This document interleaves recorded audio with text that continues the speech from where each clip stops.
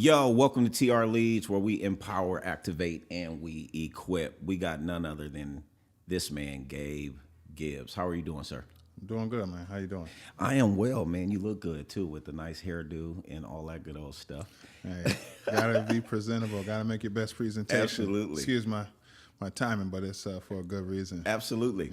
Yeah. You notice how the dark-skinned brothers got their lips glossed. We got to keep it because ashy on us is it stands out. I got a couple this or that's for you. All right. Yeah. Coffee or tea? Coffee. Nike or Adidas? Nike. Chinese or Spanish food? That's a tough one. Chinese. Spanish. Chocolate or vanilla? Vanilla. Cardio or stretch? Cardio. Early bird or night owl? Night owl and early bird. And early bird. Okay. Yeah. Steph or LeBron? LeBron. Cake or pie? Pie. 1-ply or 2-ply? 2-ply. Is that tissue? I have a bidet. A bidet. What's a bidet? School me. A bidet is a apparatus attached to your toilet seat. It has a spray, water. Yep. And when everyone was going crazy buying 20 boxes of toilet paper, bidet. And then you don't use as much toilet paper, but yeah, you got to use it. So 1-ply or 2-ply would work, but I would say 2-ply. I would blow my nose a lot. He fancy. A bidet. Okay. I don't know. I got to get used to a bidet, water squirting up on my thing. But anyways, where are you from originally? Originally, I was born geographically in Detroit. Mm-hmm. I've traced my roots back as far as like Cuba, over in those areas. My grandfather's Cuban. Okay. And born and raised in Detroit. I haven't gotten to like the full roots of, my African, heritage and where I descend from exactly there. Yeah. But it could be, been told or advised or like suggested that it's probably like West African. Okay. But it's something I'm working on. Wow. So when you say Detroit, man, I'm from the States. We both in Canada, but I'm from the States. And when you hear Detroit, whether it's documentary, whether it's ballers, whether it is, crime rates, whatever people know, whether it's the Motor City, whether it's the Pistons, whatever it may be, man, Detroit is on the map for so much. How long were you in Detroit? Since birth. Birth all the way through, I would say I didn't leave Detroit till 2010. Really? Yeah, but like in between college or between like high school, I graduated high school in 2004 and went to Eastern Michigan, which is about an hour away from Detroit. So not in Detroit, but still accessible off the highway. You could go straight down the highway and be back in Detroit. I did there for 2 years, went to Ohio, still about 2 hours now from Detroit. Yeah. So I will always find my way back to Detroit on certain holidays, certain weekends. Yeah. West Virginia, of course, my time from holidays, like I spaced that out a little bit, but I've always been in Detroit. I don't think I necessarily left Detroit until, officially, probably, not officially, but more stagnant was probably like 2010, 2012. Nice. What would you say, you've moved, you've been around the world. What about or what of Detroit is like Gabe and it ain't never leaving? Attitude. You know what I'm saying? Gabe got attitude. Man. Like, I don't wear it on my sleeve, yeah. But like if something is like my attitude and like my belief to like stand up or speak up for what's right. Yeah. There's no push around. Like I'm never getting pushed around. You know, you can attempt it, but I'm definitely not here to be pushed around. And I think that's my Detroit attitude that'll never go away. It's like speak up, for what you believe in, what's right, and there's no push around. Yeah. So, how old were you in the bad boy era of Pistons? I probably was like 12 and under or something like that. 12 and under. I think so. What year was that? Man, you don't get me lying right now. That could have been 80s, 90s. Yep. I was anywhere between 6 and 10 because, I'm an 80s baby. So it wasn't, I saw a little bit of Joe Dumars, Lindsey Hunter. Jeez. And that was probably, I had to be at least 7 or 8 at that time. Yeah. So. That's Detroit. Ain't no punks, ain't no push arounds. No push around, man. Fighters. Bad boy mentality. Absolutely. Absolutely. So your father, husband, your son, you got any siblings? I got 3 brothers. Correction. I have 4 brothers. 4 brothers. Yep. We have 3 brothers with my mother and father, and he has another son with his next wife. Okay. And we share the same last name, and then that wife had two other boys. Yeah. So I have, technically it's that's 1, 2, 3, 6 brothers. Just 3 are half brothers. You youngest, middle child. I'm the middle child. Yeah, How's third. that? We know we're not gonna get too deep in it, but J. Yeah. Cole got a song about a middle child. I have a son, Malachi. He's the middle child, and you got all these stereotypes about the middle child. How true are they for you? What's the stereotypes? Yeah. What are they? The middle child always, so the youngest needs the most attention. The oldest is getting attention because they're the oldest. They're on their way out. The middle child is kind of like the one that is getting overlooked. The one that doesn't get all the attention. The one that, is kind of left. They're in the middle. Yeah. They're in the middle. Yeah. I don't think that's true for, at least for my upbringing. We're pretty close in age. Got it. That makes a And difference.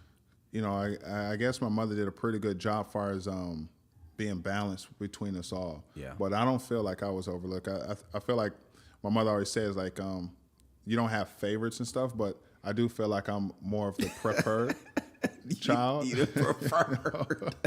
Right. Not that the others are like any worse or any bad, anything like that, but, she says, I've never had any trouble out of you, like, so she's probably had to worry less about me and the attention stuff and things like that. So I think those stereotypes don't fall in place when it comes to the Gibbs brothers. Totally. The Gibbs brothers. That's like a construction company or something, a Should restaurant be. business. Should be or anything. something. Could be anything. It could be anything. So, who is global? Who is local, or shall I say, who is Detroit Gabe, and who is global Gabe?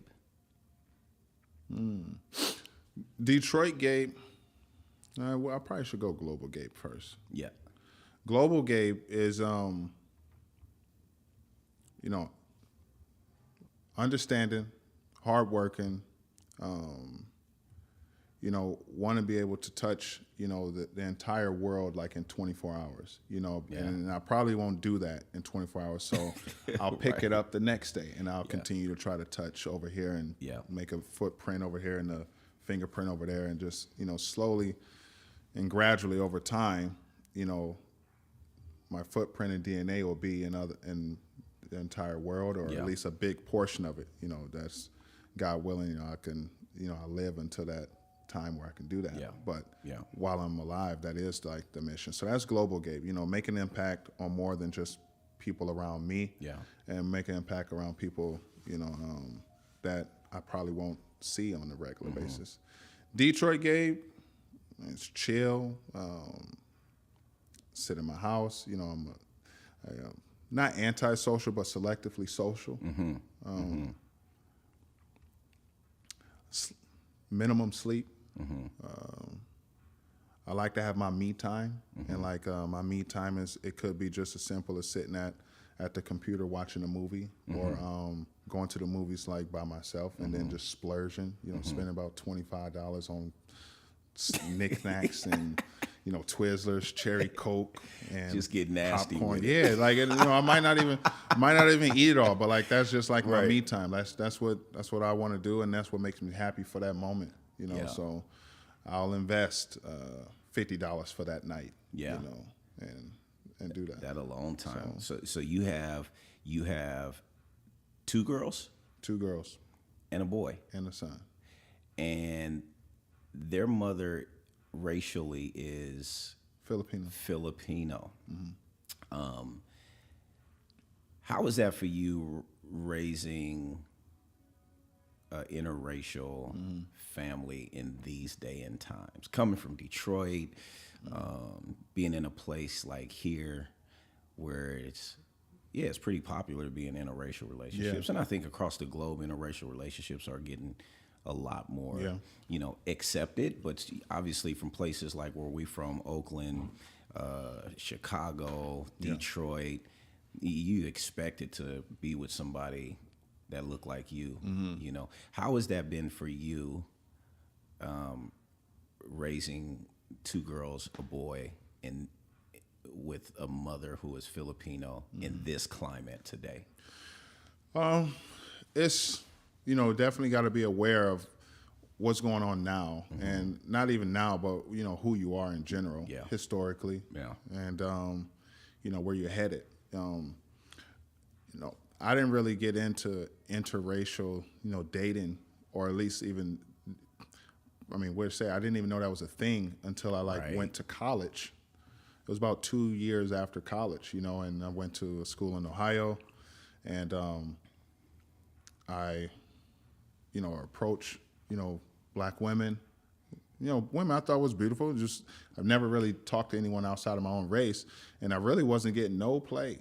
You know what I mean? Like, I wasn't getting none. You know what I mean? Shut a brother down. I'm just like, what's going on with these girls out here? Like, I don't know what's going on.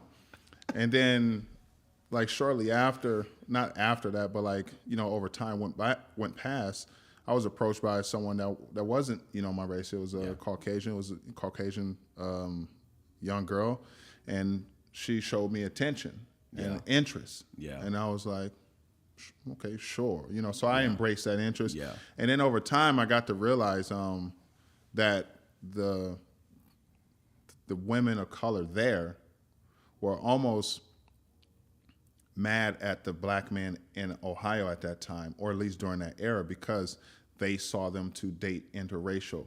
So when I moved there, I sort of just got pushed into that jumble as oh, he's probably that guy too. Yeah. So I wasn't getting no like, oh, we don't like you. We know you like them such and such. We know you like them white girls. That they would say things like that, and I didn't understand it. Absolutely. But I also am the type that I embrace what's, I try to reciprocate the same energy. So like if I wasn't getting no energy from those and this girl was giving me energy, and then, I get time to know her, she's a cool girl, at that point race didn't really have a difference, or like it wasn't that big for me.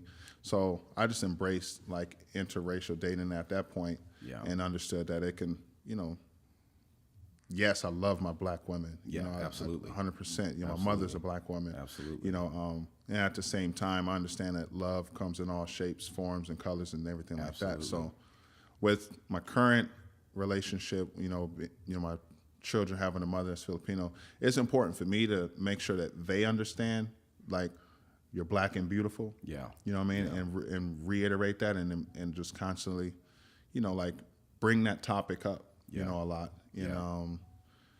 Make sure they know their roots, make sure they know their background, make sure they know mom's background, but also, their names, their middle names all have African roots. And, it descends from African roots. Yeah. And I did that strategically because at the end of the day, you look up your name, you see what it means. And if I'm not around and you look up your name and you wonder, why is my middle name Mahari, or why is my middle name Mayet? You could look up the origin, where it derives from, and then you sort of start to, study. So you do your research, and you like, okay, that's, hopefully you could trace yourself back to where you come from. So I try to keep black is beautiful. I'm black and beautiful. My daughters say it. You know what I mean? And Filipino. I've done some research on the Philippines and stuff too, and when they're people of color as well. And like, absolutely. There in some areas of the Philippines, you have some very dark Filipinos, and you can even go like the Aeta people, AETA, the Aeta people. I met one when I was in Philippines. Looks like a brother. Looks just like me, like but short. Absolutely. I'm tall. But everyone's shorter than me. Right. But this guy, when I seen him from afar, he had an afro, and I said, "Man, this guy looks like a brother." I said, "Can you call him over here?" And he didn't speak any English or anything, but they have their own dialect because they come down from the mountains. And she explained to me, those are the Aeta people. And I was just reading up on the Aeta people. They're the darker Filipinos. These people are, they're black too, man. Absolutely. Like, so you got to sort of know a little bit of the history and how people migrated and things like that Yeah. too. So I tell my wife all the time, like, you black. Yeah. You know, you have something, you know, in you. And you may not be black in that sense, like from Africa, but there is some traces, you know, some distinct phenotypes, you know, wide nostrils, you know, thick hair, you know. Yeah. A lot of those things, you know, they're there for a reason. Yeah, So absolutely. And so you've well versed your sports, taking you around. You have an interracial family, which is beautiful. Yeah. You sound like you like to educate yourself a bit. How has, shall I say, experiencing multiple cultures, different parts of the world, giving you a global perspective on leadership? Well, like Canada, when I first came here, it was very diverse, like more than I ever experienced, and I actually like that part of Canada because, you know, we all come from different areas, we all have different struggles, and some people can sort of relate and connect on those struggles. So having a diverse group is good. It teaches you, you know, how to relate to other people. It gives me experience to, you know, communicate and converse with other people I've never conversed with, understand where they come from, understand how they, you know, what's disrespectful to them. Yeah. You know, I've learned certain things that I probably say on the norm from Detroit is, you know, could be seen as not disrespectful, but offensive to some people. Absolutely. You know, and then people here, you know, may have learned some things that they seen on TV from the States and think it's cool, and then say it to me, and I'm like, that's actually offensive. That's offensive. You know what I mean? Like, you don't need to do that. Like, you don't need to do that with me, man. Like, I'm cool as a fan. Like, saying that and calling me, you know, that ain't cool. So I'm gonna cut that right now. Like, that's not how you get on my cool side. So like, you know, it was a learning experience for them, and it was a learning experience for me. So I think that's a trade-off. Absolutely. So what was one of your most frustrating moments to adjust being in Canada, as because I've watched you on the sidelines, I've seen your work on Instagram. You're obviously a leader. What was one of the frustrating or most hardest parts of adjusting? Because one thing I notice about being here, man, is you got to gain people's trust. Yeah, that could take a while, and it's not them changing and you just coming here being like, man, I'm from the States. I got stuff. You need what we got. It's like, nah, it's people very methodical in their thinking. They take a while to process. They don't make decisions. Like right now, we come over here with the grind. What was some of the, maybe in the beginning, or even now, some resistance or things that you had to battle through that actually molded you as a leader to be more of a global leader? So it was frustrating, but because you embraced it, it actually made you better as a leader. When I first came, I had this attitude, let me go look for work. You know, you can't, you know, I saved up money before coming here. I made sure of that. And I saved up enough money to make sure that I can buy me some time to enjoy the city and not be rushed to look for work. Yeah. But at some point when those funds start to, you know, dwindle or, you know, they're going down, you want to make sure you're looking for work. So I think the work was the most frustrating part, was looking for work. And I got not carried away, but I did get into like a really comfortable situation where I got too comfortable, and I was working some camps at a time. And I was under the impression that I was getting paid X amount of dollars. And they took a little while to get me my payment because of the sin or something, whatever it was. They said, don't worry, we'll get it to you. We're just gonna roll all over. So I said, yeah, no problem, you know, no problem. You know, when it happens, in my head, I'm thinking like, oh, I'm about to get a bubble, you know, like it's gonna bubble up, it's gonna roll all over, and it will, you know, I'll just get it in one lump sum. And when that money came, I was out of money, and then the check came, and I think it was $900. Oh. Yeah. And we're thinking I'm supposed to be paid for half a week, $300, for a full week, like 4 days, it's about $600. And this is going from like June or July all the way to like the end of August, weekly. So I'm thinking I would have at least $3,000 something amount of dollars. That check came and it was correction, it was $600. I still have the pay stub. Flip that 9 over. Yeah, flip the 9 over. And the reason why it was $600 and something was because I said, why is it $600? Is this the first week or is this the whole thing? And I look over to the left and I see the hourly rate is $10.50. And I was bamboozled because I was under the impression I was getting paid a certain amount of money. So I'm already frustrated because I've spent my savings. I'm expecting a certain amount of dollars. I'm living with a family that's moving to the States in literally 1 month. So, now I'm like, damn, this money is like the $600. So I took that money and I bought a day pass every day to go down to downtown. And I would hand out my resumes to multiple places. And, that money's gone quickly because $9 was a bus pass. I spend that 6 days a week, 7 days, that's $72. I got to spend about $10, $15 on food a day. You're looking at about $75 right there. That's literally like my weekly pension. Right. Like that's only going to last me for like 4 to 6 weeks. And I found it real frustrating because I could have been looking for work and not been rushed. And if I had probably got a little bit more on top of like those people with the payment, then I probably would know ahead of time what I need to do before. And that was probably my most frustrating thing because I really felt like Canada, or at least Vancouver, was home for me. Yeah.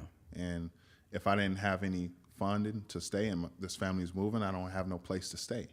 I have to go back home to Detroit. And I didn't want to go back to Detroit. I didn't feel like it was my time to leave to go to Detroit.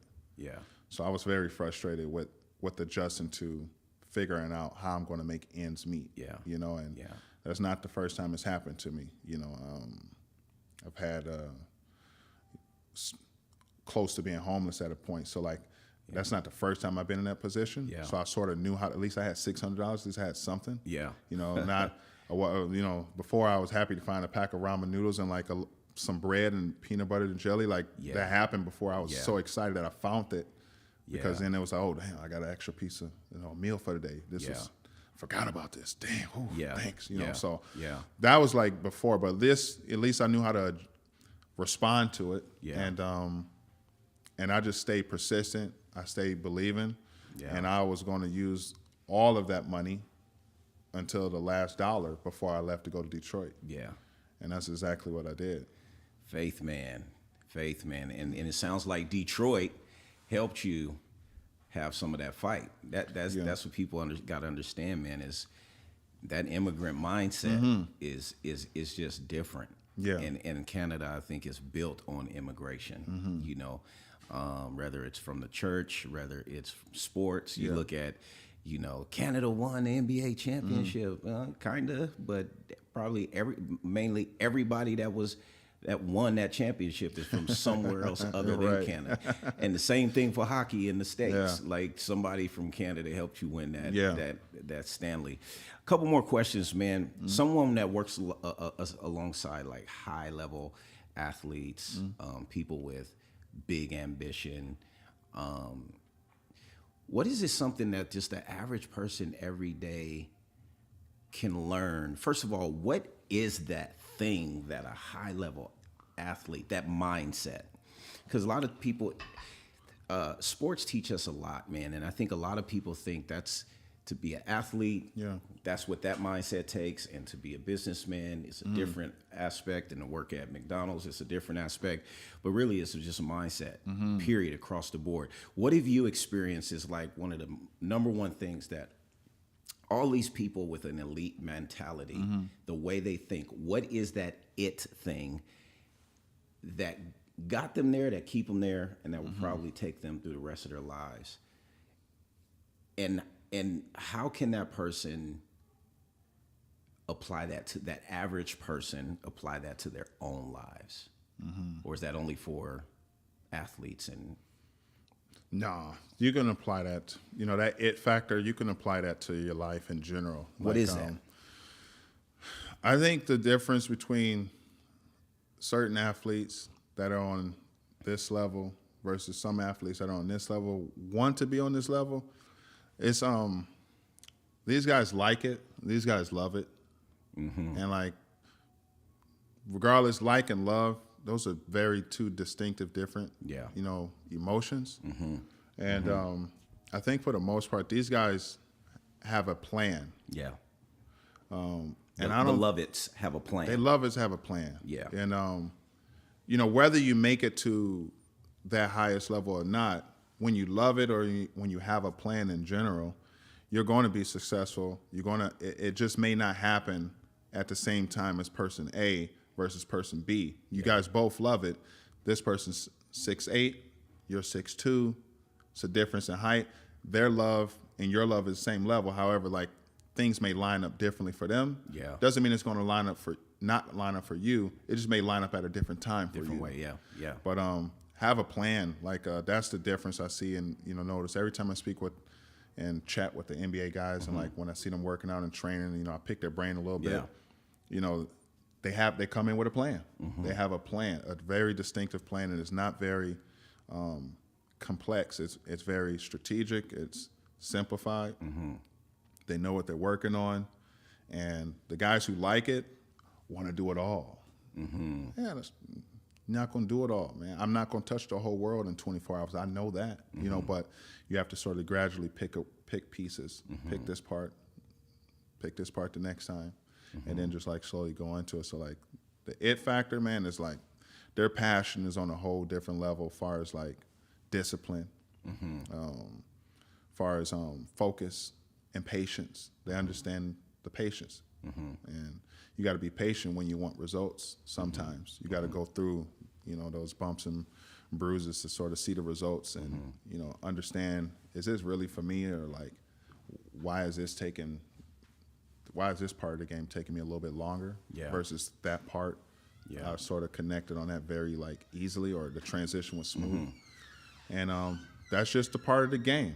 Certain pieces come to you, and then certain pieces is a learning curve, and your learning curves are different for every different thing that you actually want to learn about. You know what I mean? So I think their planning, their passion, and their discipline is just at an elite level. It's not many people understand it, and that's exactly why not many people are in the position where they are at. That's why you have greats. That's why you have legends. You have the Kobe's, all these guys. There's guys that are at the same level of mindset, I guess, in the sense of hunger, wanting to be there, wanting the fame, wanting the money, wanting to play ball. But then there's just that other gear that the animals they talk about it. Yeah.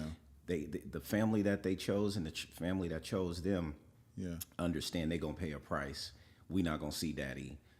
It's a sacrifice. I mean, some of these things are you got to sacrifice, in general. And sometimes you sacrifice your own happiness, in order to see an end result that benefit more than just yourself. And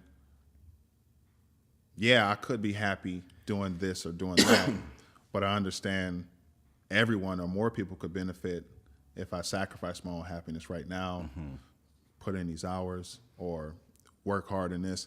I don't get as much free time to do that. I don't get as much sleep, but I know this eventually will pay off. I'll get my sleep later, and everyone will be, happy, So. I just had an aha moment. I'm gonna chew on, because we could talk about this aha moment for a long time. I only got like a few more minutes, but that aha moment is, it's not that the person doesn't want happiness. Yeah. But they're actually forfeiting the happiness for a later date. Right? I think of this Jesus scripture as like, his happiness was us being saved.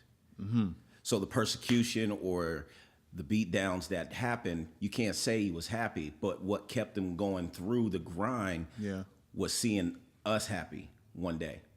Right? And sometimes it's like, even while you were talking, I'm like, man, I think there's a lot of people that see that sacrifice, and what they do is they choose one or the other. Selfish. I'm either going to grind like that and not be with my family all the time, or I'm just going to choose something that allowed me to be with my family all the time. Ultimately, what you're saying, I want to be happy right now. Yeah. But realistically, there is that sacrifice. There is some that ultimate sacrifice legacy.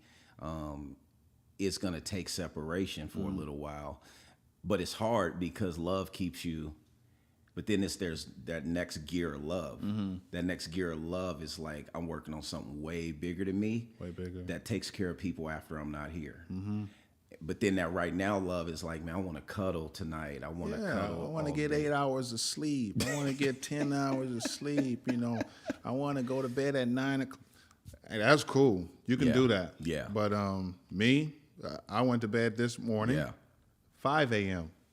Like that's not every day. Absolutely. But I went to bed at 5 a.m. Yeah. I would love to go to bed at 11 o'clock. Actually, I wouldn't, because my schedule and my me time is different than everyone else's me time. Yeah. So like when I'm done working, typically it's around 10 p.m. So my me time is between 10:30 to 2:30. That's when I get my me time. That's when I'm happy. That's when everyone's asleep. That's when I can get it. Yeah. It'll be a little bit unfair for me to take my me time in the morning when I got to do breakfast for the kids, take the kids to school.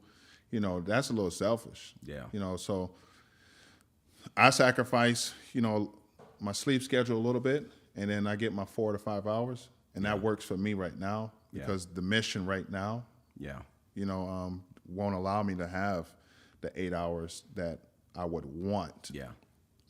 Wanting and what's needed, and you know, sacrificing them. That's always it's not on the same line sometimes. So they're always going to they go against each other. I got 2 more questions. When was a time a coach, mentor, like challenged Gabe? Gabe didn't really necessarily like it, but Gabe pushed through. And on the other side of the challenge, it was like, wow, you now appreciate that coach. And maybe it's a moment where you didn't at the moment, and then later you still heard that challenge, and then you like, okay, now I'm going. But what coach has given you that, like, let's go? How you do guys sometimes.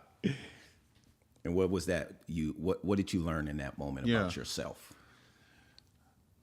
I think, let me see, man. I was very shy, you know, as a player growing up, passive and stuff. So I think it was a player, you know, that actually gave me a little bit more push. And you could consider him a coach, you know. He was a team captain. His name's Kamari Wooten. You know, he was a senior player. And, like, every time I would get on the court, you know, with them, I think he definitely let me know right off the bat, don't come here playing soft, you know, like. Right. And it was a little intimidating, you know, from a senior. Like, I didn't want to mess up. I didn't want to I wanted to be as perfect as possible, or at least just don't turn the ball over, don't make any mistakes. And I think that push sort of gave me, like, that lesson, like, take advantage of the opportunities that you get right there, because you may not have 10 mistakes to make. You may not have one. And he let me know that before I got on the court, and definitely when I did make a mistake, he let me know right away. He didn't hold back. Yeah. And I think that is considered like tough love, but also, you know, like, he's not supposed to baby me in that situation. If I'm really trying to be successful in that sport, I know he's trying to be successful. And if I'm hindering that, then I need to be, you know, reprimanded, or I need to be told, you know, and I think that's part of life too. Yeah. And that's where a good leader versus, you know, someone that's just going to yell at you. A good leader will sort of tell you right away. Yeah. Make those corrections, rather than let you make 10 of them and then yell at you after, at the end of the game. Yeah. Man, you did this. Man, you did that, man. Da-da-da-da.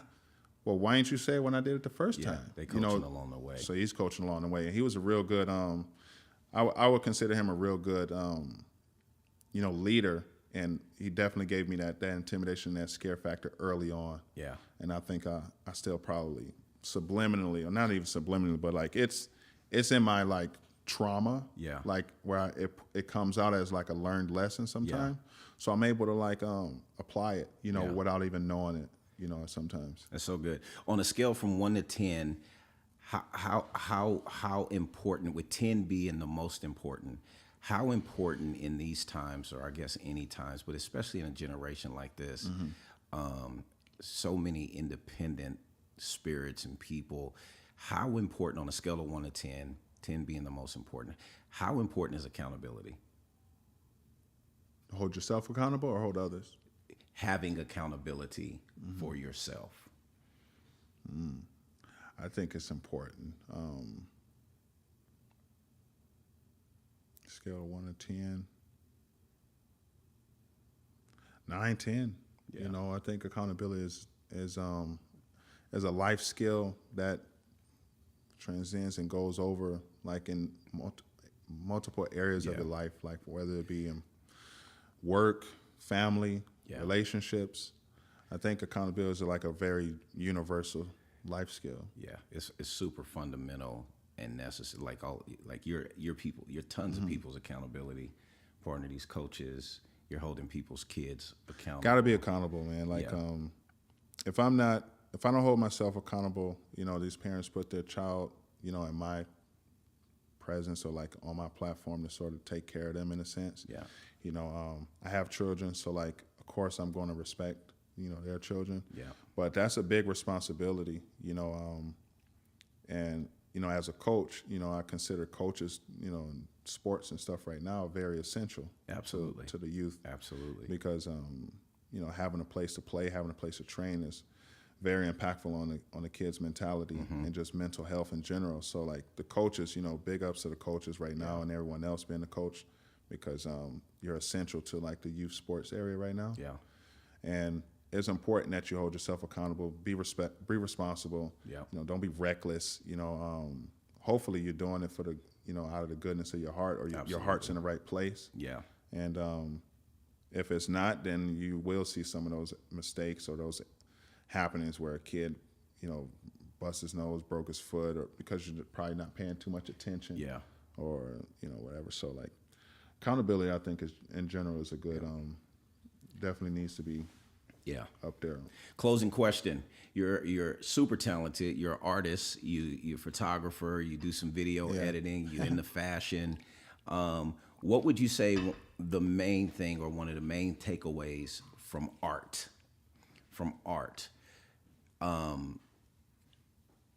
How can art, or what has art taught you about leadership? What has it taught me about leadership? What has art taught me about Whether it's leadership? the discipline it takes to do the art. All right, I got you. That's good. That's good. I would say art has taught me patience. I really embraced it way more, like, and it's now sort of ingrained. You know, you got to be patient when you're trying to create things. You can't move slow, but you also can't move fast. You don't want to rush things, but you also don't want to be working at a speed that's not as progressive. You know, you don't want to be stagnant in your production. You want to have a steady flow. You don't want to rush things, and you want to pay attention to detail.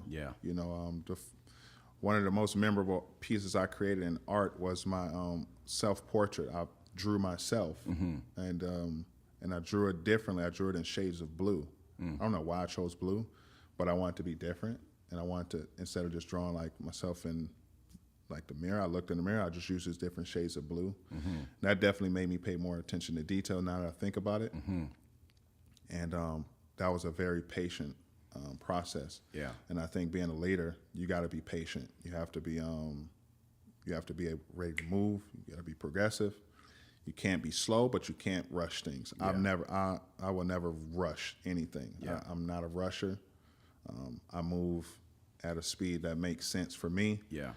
At the same time, I am considerate and try to be respectful of other people's time. But you know, one thing I definitely don't do is rush. I'm definitely not a rush. So art and creativity has taught me a lot about being patient as a leader. You know, that's good, man. As an artist myself, one takeaway is like,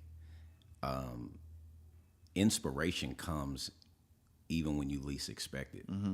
So I think as a leader, we got to be agile. We got to be flexible, and that moment you need to correct, that moment you need to inspire. You don't always feel like it. You don't always feel like correcting. You don't always feel like a good leader is going to lead you even when they're tired, because my sleep at the detriment of your creating a bad habit, or how I'm gonna have to correct you on mistake number 10 if I would have just took 5 minutes to correct mistake number 2. And I think with art, whether it's music, whether it's drawing, whether it's inspirational quote, whatever it is, it can come on you as you driving, as you jogging, as you, you know. And so I think being as a leader, remaining open within all your disciplines and boundaries, remaining open to be flexible and shift and pivot. And we've learned that in this pandemic time, man. If you was not agile or flexible or knowing how to pivot, and as I learned in one podcast with Coach Boyko, it's like agility and flexibility is almost useless without stability, right? You still need balance. You still need a foundation, right? All that footwork, the Euro step and all of that is as all these crossovers, all of that, you gotta have great footwork, but that footwork is what keeps you balanced. You with footwork without core, without this, without that, fall right over. Yeah, you break. Your plane will be breaking and everything, and you'll tear something. I remember I tried. I'll close with this. I remember one round ball. Wouldn't nobody even know it, but I remember in my head I saw myself doing the Euro on the fast break. Man, I made that first Euro step to the right, man, and something pulled in my hamstring. I was like, that ain't what I saw and what I just did did not go together. But anyways, man, it was good. It was good, man. Gabe. No, it was good. We got to get together sometime. You got any last word to encourage anybody out there that's going through these times? Like, just following up on what we just said about the art and patience, is like having a belief system and like patience. Like, I think those can connect. Yeah. And I think for a lot of people right now, trying to be patient and believe there's like light at the end of the tunnel is like tough. And I think you have to sort of you got to believe in being patient. I don't know if that makes any sense. Absolutely. But you may not understand it right now, but like if you could just have some faith and like trust that there's something valuable from being patient. Yeah. It just may not reveal itself as when you want it to. Yeah. Then like I don't know how much to really say it, but like I think believing in patience is important. And to help anyone else out right now that's going through like that struggle, especially like some of these athletes in high school and grade 12. Yeah. They like, I didn't have a season, and even some of these grade 11, like, what am I going to do? I mean, I didn't get a college scholarship until 2 years after high school. And you know how hard that is to sort of be patient for 2 years to like really stick with something before actually, let me just go work. Let me just go study. It's tough, you know what I mean? But like, I hope that story of me being patient and believing in that patient because I had a plan. Hopefully it inspires, some guys right now in grade 12 that you may not get the results that you anticipated right out of high school. But that doesn't mean those results have disappeared. Those results are maybe put into the future at a later time. But are you patient enough, and do you believe in patience enough in order to stick with it? So good. In the words of Gabe Gibbs, believe in patience. There's another wise man in the Bible says, let patience have its perfect work, for in the end you will lack nothing. If you continue to not just be patient and sit, but be patient and persevere and keep doing, keep working out, keep speaking life over yourself, keep hoping, something's developing in areas you can't even see. God's working things around. He's moving people from other countries. He's opening up job opportunities. Stay ready for that. You're not hoping somebody get injured, but stay ready for that call. So hope in something, strive in something, live for something greater than you. Put your hope in something bigger than you, and I promise it'll work out. Be encouraged, man. Again, we are TR Leads, where we activate, equip, and empower. Get your love fixed, man, and we'll see you soon. Thanks for having me, man. I appreciate it. It's been dope. Absolutely.